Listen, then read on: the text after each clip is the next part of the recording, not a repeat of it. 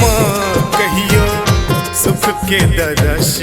ने देखेले ही गे माँ कहियो सुख के दरस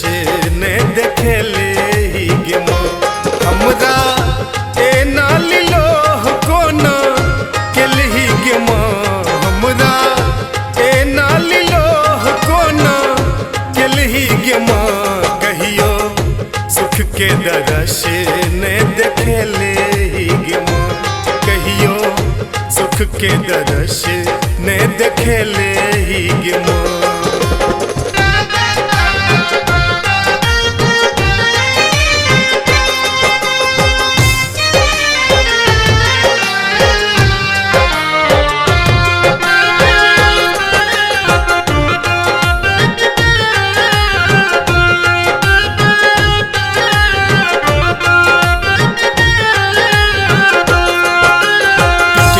हमर मनक मनोरथ सबटा शौख से हंतागे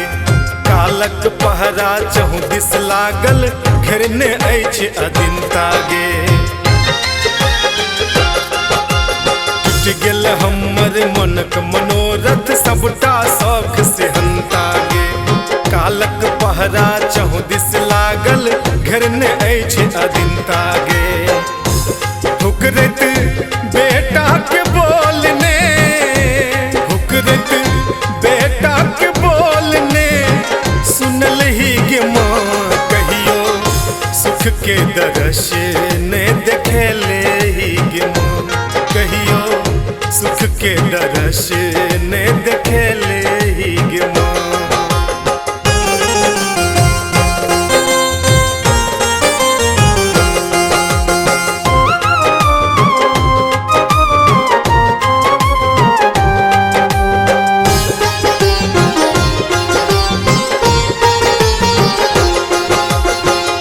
गेल जिंदगी के सब सपना आसक दियरी मिझा गेले स्वार्थ भरल एही जग में जननी अपनो आन जका भेले उजर गेल जिंदगी के सब सपना आसक दियरी मिझा गेले स्वार्थ भरल एही जग में जननी अपनो आन जका भेले टुकड़ा करे जाके अपने टुकड़ा करे जाके अपने बुझल ही गे माँ कहियो सुख के दरस ने देखेले ही गे माँ कहियो सुख के दरस ने देखेले ही गे माँ।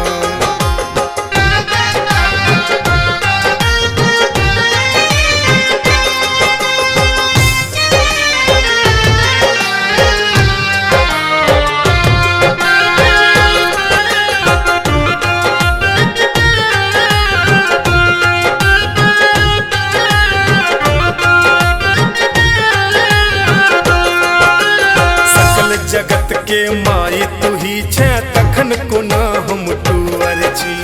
भरल भीड़ छे दुनिया में तखनो जीव रहल हम असगर छी सकल जगत के माई तू ही छे तखन कोना हम टूअर छी भरल भीड़ छे दुनिया में तखनो जीव रहल हम असगर छी उज्जवल सुत केर सुधी तू सानू सुत केर सुधी तूने ले लही गे माँ कहियो सुख के दरस ने देखेले ही गे माँ कहियो सुख के दरस ने देखेले ही गे माँ। Recorded by MMP studio Madhubani.